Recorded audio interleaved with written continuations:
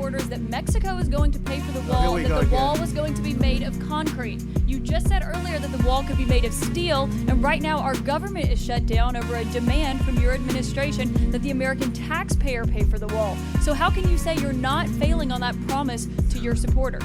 Clip 1. You won't believe what happened when an Obama supporter confronted Donald Trump at a rally.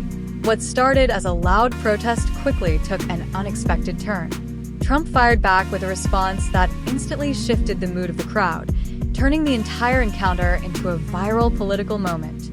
Stay tuned, because this exchange ended very differently than the protester expected. It's so beautifully asked, even though I just answered it. You didn't Look, answer. let me just tell you, excuse me, are you ready? Are you ready?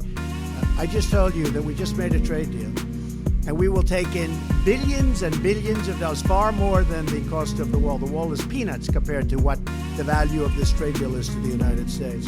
As far as concrete, I said I was going to build a wall. I never said, I'm going to build a concrete. I said I'm going to build a wall. Just so you don't, because I know you're not into the construction business, you don't understand something. We now have a great steel business that's rebuilt in the United States. Steel is stronger than concrete. If I build this wall or fence or anything the Democrats need to call it, because I'm not into names, I'm into production. I'm into something that works. If I build a steel wall rather than a concrete wall, it will actually be stronger than a concrete. Steel is stronger than concrete, okay? In case you could check it out. Listen, if I build a wall and the wall is made out of steel instead of concrete, I think people will like that. And here's the other good thing. I'll have it done by the United States Steel Corporation, by companies in our country that are now powerful, great companies again. And they've become powerful over the last 2 years because of me and because of our trade policies. So if I have a steel wall, or you could call it a steel fence, but it'll be more powerful than any of the concrete walls that we're talking about. It's possible that it will look better. And one of the things, I think you have seen this, that's very important for us, very, very important, in speaking to Border Patrol, ICE, and actually local law enforcement, and even military, they want to be able to see through it. You can't really see through a concrete wall. They want to be able to see who's on the other side of the wall. Because if they're here and you have about a 12-inch concrete wall and you have people on the other side, but you can't see what's over there, it's very dangerous. They want to be able to see through the wall. A see-through wall made out of steel is far stronger than a concrete wall. So I'm very happy with it. I think, I'm not sure, but I think that's what the Democrats prefer. And if it can get them there, I'm okay. It actually will be a more powerful wall, and it will be a more beautiful wall than having a concrete wall. So if the new trade deal, Mr. President, Jeff, Mr. Jeff, President, go ahead. if the new trade Mr. President, Go ahead. Go ahead, Jeff. You mentioned China, sir, in your remarks. Are you concerned about the words and the actions of Apple this week with regard to revenue? And can you tell us what sort of progress you meant when you were referring to trade talks with China? Well, I think we're doing very well. China's paying us tremendous tariffs. We're getting billions and billions of dollars of money pouring into the Treasury of the United States, which in history we've never gotten from China, as you know. It's been very unfair. I had a fantastic meeting with President Xi, who I both like and respect. One of the things that came out of that meeting was fentanyl. As you know, almost all of it comes from China. And he's going to now criminalize the making of fentanyl. And unlike our country, they have unbelievably strong prohibitions about drugs. It was not on their list. They view it as I guess, as some kind of a commercial product. Now they view it as something that's very dangerous. They're going to be changing their laws to make fentanyl a criminal process if you're making fentanyl. If they do that, you know what their ultimate is. It's called the death penalty. I think that could have a tremendous, and I thanked President Xi very much. It's the first question I said to him when we started the trade talks in Argentina. This was a meeting that was supposed to last for about 45 minutes, and it ended up being almost 4 hours. Some of you were there. It was a great meeting. We'll see what happens. You never know with the deal.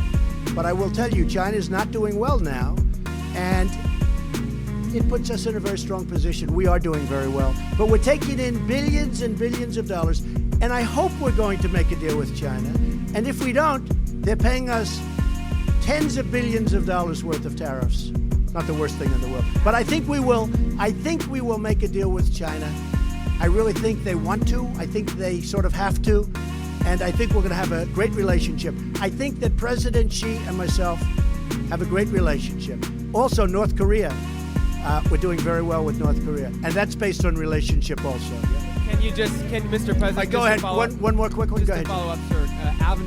Apple issued a revenue warning this week, which led its stock to go down and the rest of the stock market to go down as well.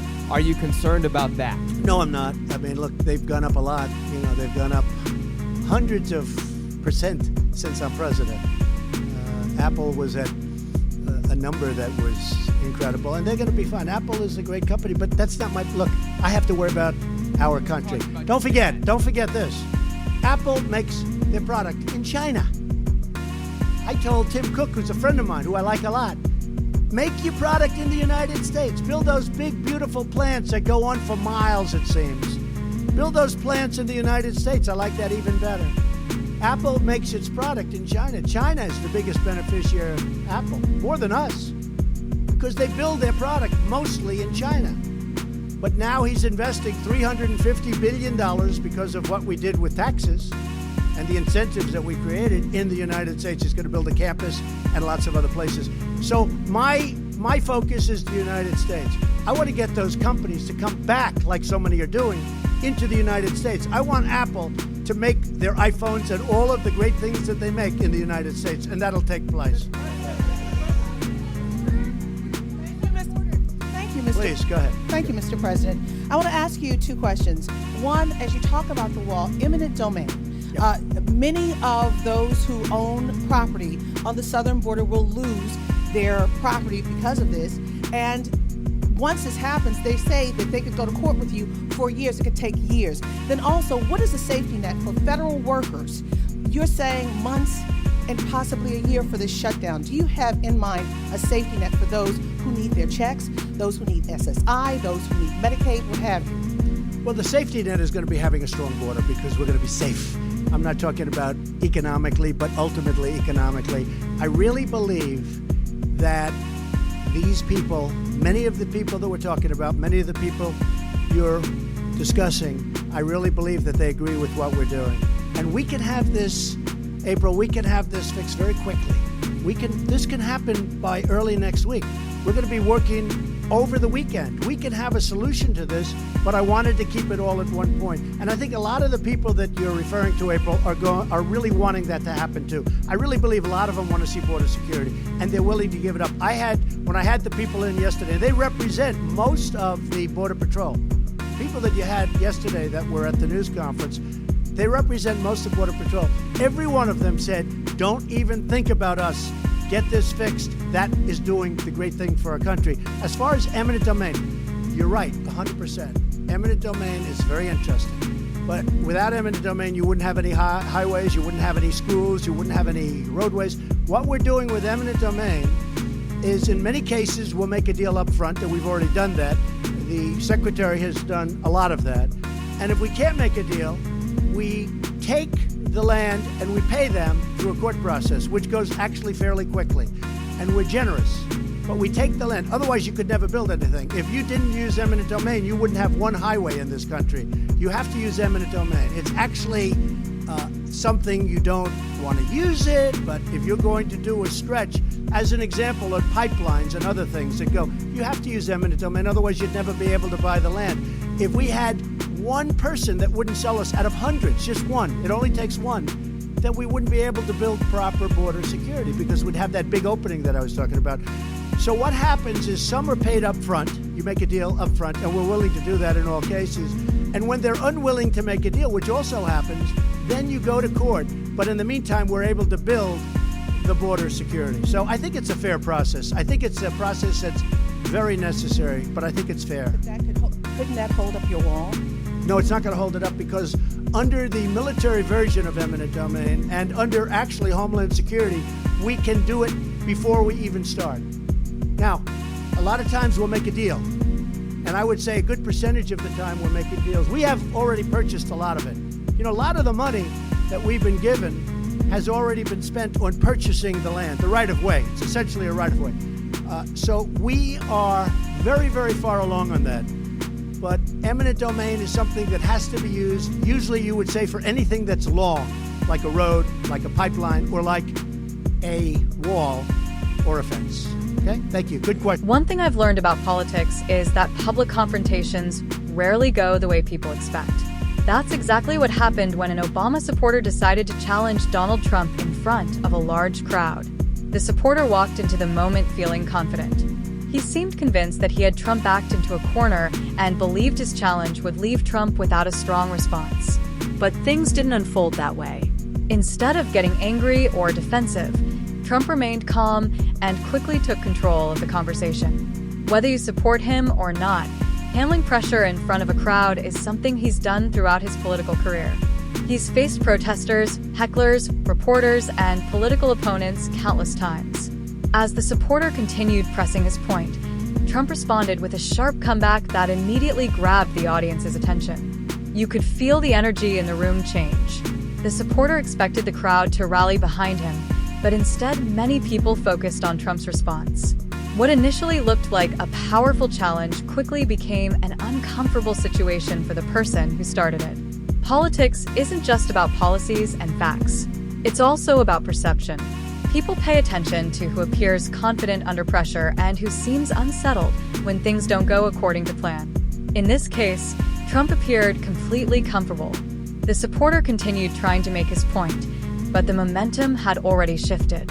With each response, Trump seemed to strengthen his connection with the audience. Moments like these are fascinating because they show how unpredictable live interactions can be.